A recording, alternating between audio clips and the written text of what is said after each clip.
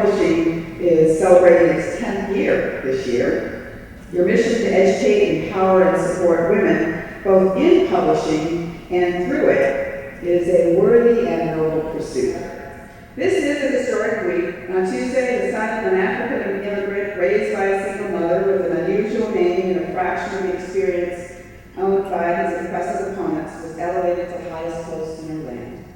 If Barack Obama's inauguration does nothing else for you, it should at least prove that in America anything is possible. But just because we have a free press does not mean that we are free to back away from its awesome power.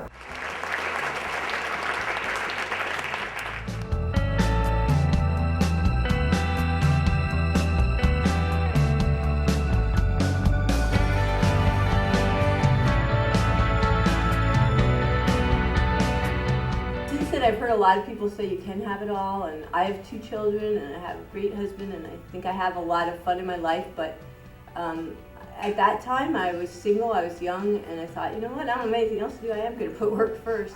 As a society, as a business community, we should be, as executives of companies, providing a good, flexible work life for our people, because it's the right thing to do, but also because in the end it's the most productive thing to do.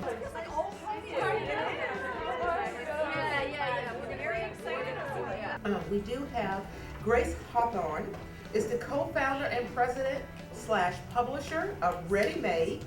Secondly, we have Jane Goldman, who also founded Child as a print magazine. Holly Perkins Johnson, who is the vice president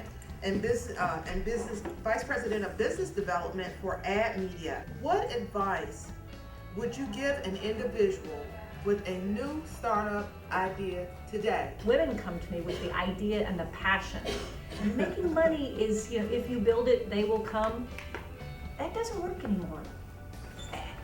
I don't mean to say that all your enthusiasm and passion won't make something successful, but we have to really look at the business plan, and you want to not over promise and under deliver. I think what Polly said is absolutely right. I would say raising money, you're raising money for a business, that's absolutely true. And probably step 1 is, what business are you in? If you build it, they will come. Okay, I'm going to say that because I have to be like the optimistic person on this panel. If you live by your passion and work by your integrity, you will make something happen. I guarantee it. The reality is that we haven't figured out how to make as much revenue with an online model as we have with the print model. So what we've discovered and what we think is resonating is, how do we empower the print model and extend the print model? It's not just about putting your print magazine online, but actually thinking about how both of those formats can complement and feed to each other, and how that can broaden your relationship with your consumer. Yeah, we put it the same. Yeah, like that Jackie Farr.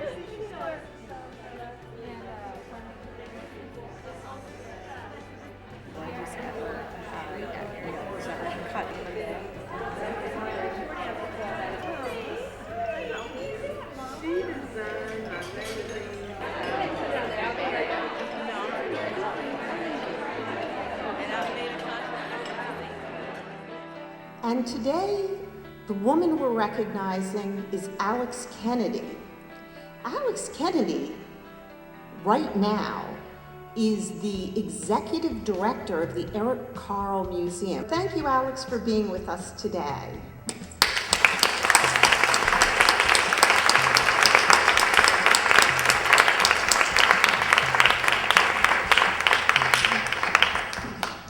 Our 10th annual Exceptional Woman in Publishing Award. Thank you very much, Linda.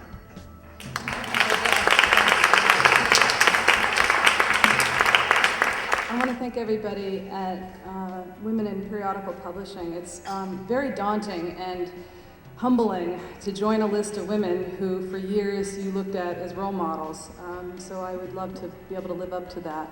And the thing that we've been talking about most for the last few months is about leadership.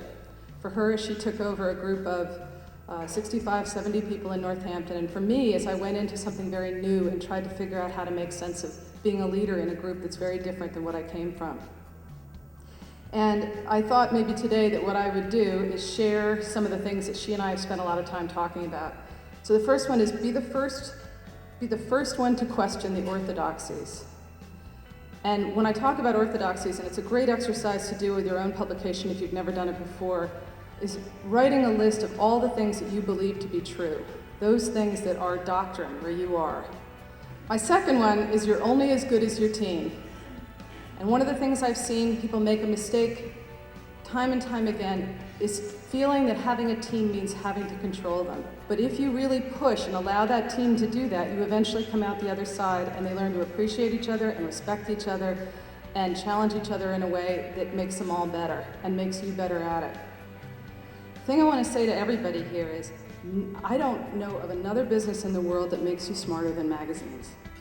If you're making magazines, you have to be able to convince people to invest in your product every single month. You have to meet these horrendous deadlines. You have to manage rising costs every year. You're a people-intensive business with these big staffs to manage. It is a really, really tricky and difficult business. So I want to thank everybody again, and I have loved the conversations today. You're giving me so many pangs. I'm looking forward to doing my panel after this. I've had great mentors and done some fun mentoring, so that's going to be an interesting conversation. Thank you, everybody.